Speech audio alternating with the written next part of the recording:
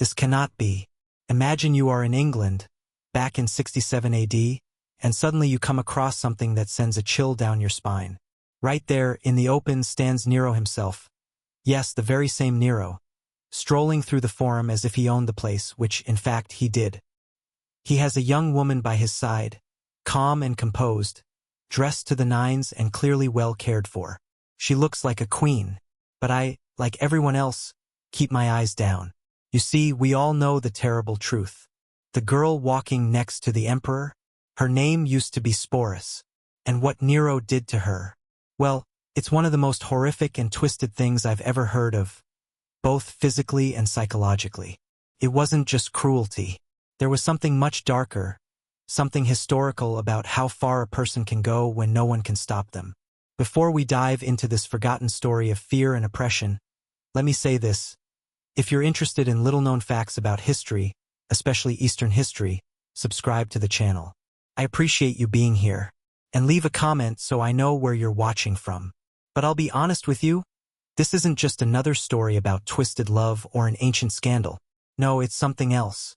This is a story about how unlimited power can distort love, breed obsession, and turn a person into nothing more than someone's walking fantasy. Molded to please, devoid of personality. So let's go back and get to know the man who started it all. Nero. He wasn't a monster from the beginning.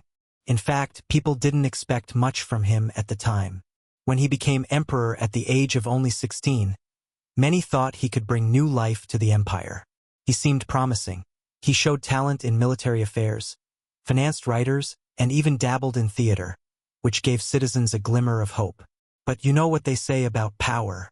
Especially absolute power, it has a tendency to consume a person from within. And by the age of 65, the Romans began to feel that something had gone wrong. Perhaps it was constant paranoia, the realization that everyone around you could conspire to take your place. Or maybe it was the loneliness that comes when you are the only person in the world of 60 million whom no one dares to question. Or maybe it was because of the only woman he considered his true love. Her name was Poppaea Sabina. To Nero, she was perfection, beautiful, bold, ambitious. She fit perfectly into his image of himself and his empire. But Poppaea was not just a pretty face parading around the palace. She had a sharp political mind that could make her either his strongest ally or his worst nightmare.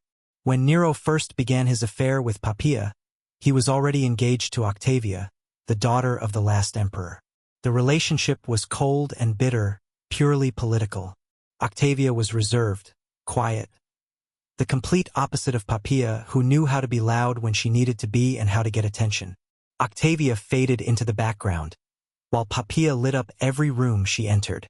Their relationship began as a typical royal romance, nothing out of the ordinary. But it didn't stay that way. What started as a fling grew into something much stronger, and much more dangerous. Nero didn't just fall in love. He was completely consumed by Poppaea. So much so that even those closest to him were surprised. Ancient historians say that he behaved like a man possessed. His passion was not just emotional but downright obsessive. He lost his mind if another man even looked at her for too long. He even assigned guards just for her, not for protection but to watch her every move. He spoiled her like crazy. We're talking about rare jewels, spices, and silk from all over the world: India, China, Arabia. And that's not even the craziest part. Nero started twisting reality to keep Poppaea with him. First, he got rid of Octavia, a cruel act that cost him a lot of support. Then he married Poppaea in imperial style, with all the pomp and power that went with it. Their life together was a parade of luxury and control. Nero didn't hold back. He wanted everyone to know who she was and that she belonged to him. But most of all, he wanted to possess her completely. He kept her away from his family, surrounded her with people loyal to him, and even commissioned numerous portraits and sculptures so he could look at her whenever he wanted, even when she wasn't in the room. He spent hours with her as if she were an extension of himself, something that belonged to him. It wasn't love. It was domination, a twisted need to turn another person into a perfect, unchanging object of desire. And Poppaea? Well, she wasn't stupid. She knew she was playing with fire. Of course, she believed that her beauty and charm gave her a certain power, and for a while it did. She used it to help her family and create a small safety net in case Nero's obsession cooled. But she made one big mistake. She wasn't afraid to challenge him. Unlike the rest of the courtiers, who bowed and fawned to get a little bit of favor, Papiya maintained her dignity. She expressed her dissatisfaction to him, rejected his decisions, and even mocked his artistic pursuits when she thought he was going too far. And then came that night in 65. No one can say for sure what sparked the quarrel. Some say Nero had returned from a magic show. Others claim it was one of his excessive theatrical productions. Whatever the case, they quarreled, nothing unusual. But this time, something broke. Tacitus writes that the quarrel quickly escalated into a fight. Papiya accused him of caring more about his image than about being a real man or a father, for that matter. At the time, she was pregnant, which probably made her even less willing to put up with his mood swings and jealousy. What happened next has been recounted by historians and passed down from generation to generation. And although the details vary depending on who you ask, most agree on the basic horrific fact. Nero, in a fit of rage, either struck Papiya or kicked her with such force that she suffered internal injuries from which she could not survive. Some said it was a single, swift, horrific blow. Others believed it was a prolonged beating that ended with her falling onto the cold marble steps, bloodied and broken. Just imagine the moment when Nero realized what he had done. The man who ruled 30 legions, who had the power to take a life with a single word, who was revered as a god in some corners of the empire, had just destroyed the only person who may have truly been dear to him. His own anger took her from him. Ancient chronicles describe this scene as one of the most pitiful in the history of the Roman emperors. Nero, overcome with remorse, threw himself on Papiya's lifeless body, begging her for forgiveness. He ordered her to live, as if imperial power gave him the right to revoke death itself. This was the same man who once gave poems and awards to Rome's best athletes, and killed them if they lost. But all that power? Now it meant nothing. It was too late. Papiya died a few hours later, still pregnant, possibly with his child. Something broke inside Nero that day. It wasn't just a wave of guilt or sadness. It was a complete break with reality. His grief turned into a spectacle. He rejected the usual Roman funeral customs. Instead, he had her body mummified and placed in a tomb more luxurious than any that had come before, even those of former emperors. He declared her a saint, founded a cult in her honor, and spent his days visiting her tomb and talking to her as if she could still hear him. Since then, this tomb has become a mandatory stop for the court. Everyone had to pretend that she was still alive, talk about her in the present tense, put her favorite dishes on the table, and even behave as if she could walk in at any moment. And if anyone thought that Nero might come to his senses, perhaps he would return to sensible rule. He was quickly silenced, called a traitor or worse. It was during this strange and dangerous period in Nero's life that Sporus entered the picture. Although the young man had no idea what awaited him in the shadows. Sporus was about 14 or 15 years old at the time. He was born into the imperial family, was well known in the palace, and received an education that was supposed to prepare him for administrative work, helping to run the empire. The status of a freedman in the emperor's service gave certain privileges, often more opportunities than an ordinary free citizen. But these privileges came with conditions, very serious ones. You owed everything to the emperor, and stepping out of line could mean demotion. Or death, sometimes both. It was not his intelligence or abilities that attracted Nero to Sporus. It was his face. Ancient writers mention that Sporus was extremely similar to Papiya, not only in appearance but also in his delicate beauty, which once captivated the emperor. And that was all Nero needed. He didn't just dress the boy in women's clothes, no, he wanted something permanent, something irreversible. Nero summoned the best doctors in Rome and ordered them to operate on Sporus, surgically alter him, and make him more like a woman. What they did was not just an operation. It was the complete destruction of Sporus' identity, his body, mind, and soul. The procedure itself was brutal, painful, even deadly. Most who underwent something like this died from infection or bleeding, but Sporus survived. And that meant he would never be the same again. Physically, emotionally, and in the eyes of Roman society, he was no longer the boy he had been. The operation was performed in the imperial palace, in rooms prepared specifically for this horrific task. The instruments were primitive, the anesthesia minimal. It lasted several hours. The screams probably echoed through the stone halls, but no one came to help. They were not allowed to. Sporus disappeared from public view while he recovered. Weeks, maybe months, passed. Then Nero made an announcement that shocked even the most hardened aristocrats of Rome. He was going to marry Sporus in a grand imperial ceremony, just as he had once married Poppaea. Preparations began immediately, extravagant, expensive, all-consuming. Sporus was given a new name, Sabina. Thus, Nero forever bound him to the woman he had lost and destroyed.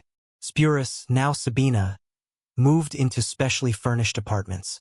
He wore dresses tailored to hide his still masculine features and emphasize what the surgery had changed. Craftsmen created special jewelry for him, much of it once belonging to Poppaea herself. These were not just trinkets. They were symbols of Nero's obsession. Physical proof of how far he had gone to recreate what he had lost. Makeup artists taught him the art of feminine appearance, how to emphasize his eyes with kohl, add color to his cheeks with blush, and soften his face with powder. These lessons were not about beauty. They were about control, about transforming Sporus into the living embodiment of Nero's fantasies. Hairdressers taught him how to create elaborate hairstyles. Curling, braiding, pinning. Every strand had to be perfect. Expensive jewelry was woven into his hair, a process that could take hours every day, while a team of servants worked with hot irons and aromatic oils. But what was the worst part? Psychological conditioning. Sporus was given tutors who taught him to move, speak, and behave like a Roman aristocrat. How to sit properly, how to walk gracefully, how to hold his hands and bow his head. He was taught to hide his strength and replace it with softness. Voice coaches worked on raising his tone, teaching him to speak in a lighter, more refined tone, the way elite women at court spoke. Step by step, the boy who was once Sporus was stripped of everything until he was left with nothing.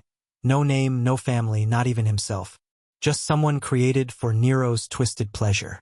Here's what most people don't understand. Changing the way you speak, your tone, your rhythm, your voice, it's one of the hardest things a person can do. It's deeply ingrained in us.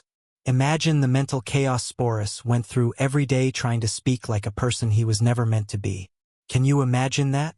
Standing there, looking into a polished bronze mirror, seeing traces of the boy he once was, while everything around him told a different story. Every lesson in how to speak like a woman only emphasized that his true self had been destroyed, piece by piece. Every necklace that had once belonged to Nero's late wife, now it was a chain that bound him to a role he had never tried to play. The wedding, if you could call it that, was set for the end of 67 AD, time to coincide with major religious holidays, which added to the solemnity and spectacle. Nero no longer had any claim to holiness. His authority as a true Roman leader had long been undermined. But he didn't care. The ceremony took place in the grandest hall of the imperial palace. Guards stood in tight rows, dressed in their finest attire.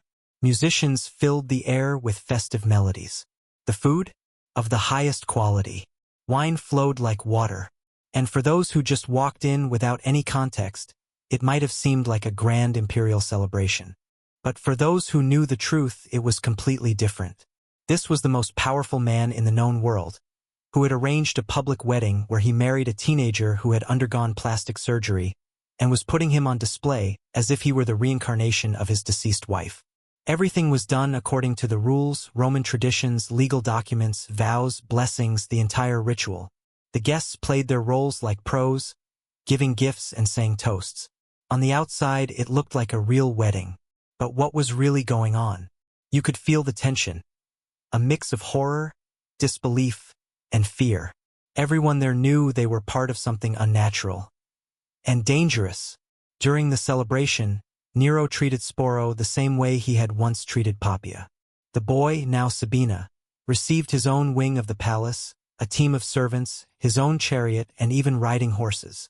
But such a luxurious life came at a high price. Sporus had to completely renounce who he was. From now on, He had to appear at public events alongside Nero, smile when addressed, sit quietly at state ceremonies, and behave like a Roman empress. This was not just for show. Nero sincerely believed that he had brought Poppaea back from the dead. He renamed Sporus in her honor, recalled memories they never had, and clung to a fantasy that had taken on a life of its own. For Sporus, every day became a performance. One mistake, the wrong answer, an inappropriate glance could cost him everything, even his life. He didn't just have to pretend to be a woman. He had to pretend to be Poppaea, with all the memories and mannerisms of a person he didn't even know. Some ancient texts say that Sporus became a master at this to a terrifying degree. He began to anticipate Nero's mood, respond to him in exactly the tone he wanted, smile at the right moment. But behind this perfect mask, he was fading away. People noticed that he had become quieter and more withdrawn. He continued to play his role flawlessly, but what was inside? He was drifting further and further away from himself. The mental strain. It's hard to imagine. Every morning, Sporus woke up in rooms decorated in the style and taste of a woman he had never seen. Every outfit, every mirror, every piece of jewelry reminded him of who he was supposed to be and who he was not. To keep up the conversation, he had to invent memories. Then came the next chapter in this tragic story. Nero's grand idea to go on a tour of Greece. You see, the emperor dreamed of becoming a famous artist. He wanted to perform in Greece, recite poetry, play musical instruments, even act in plays. He believed that the Greeks would recognize his genius. So, of course, Sporus had to go with him. He joined the emperor's traveling circus, along with other strongmen and sycophants who played Nero's games. Now imagine the poor Greek nobles trying to figure out what was going on. This teenager dressed as a woman sitting next to the emperor as if nothing unusual was happening. Everyone had to pretend that this illusion was reality. You can imagine the awkward glances, the whispering behind fans and togas. But in 68, Nero finally went too far. The empire, already crumbling under his bizarre reign, began to fall apart for real. Rebellions broke out. The people were tired not only of Nero's artistic delusions and obsessions, but also of his disregard for the fundamentals of leadership. The Praetorian Guard, the emperor's personal bodyguard, turned against him. The Roman Senate declared him an enemy of the people. So Nero fled. Not alone, of course. He fled Rome with a few loyal followers. And yes, Sporus was with him. Even on the run, even as everything was falling apart, Nero couldn't give up the only part of his fantasy that remained, his living Poppaea. They hid, waiting for rescue or capture. Perhaps both. Nero, ever the actor, planned a dramatic suicide, then dreamed of a glorious return. But the end was near. Rumors spread that the soldiers had defected to the rebels. Nero understood what this meant.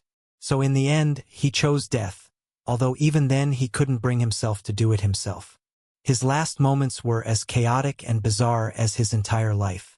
And Sporus? Well, his story didn't end there, though it didn't get any better. After Nero's death, Sporus became a kind of cursed trophy, a living reminder of everything that was twisted and broken in that era. One after another, powerful men passed him around like a valuable possession. First, he was taken in by Nymphidius Sabinus, then by Otho, then by Vitellius. Each of them treated him the same way Nero did. They called him Poppaea and kept him close, but not as a person, but as a symbol. It was under Vitellius that Sporus' tragedy reached its final, cruel chapter.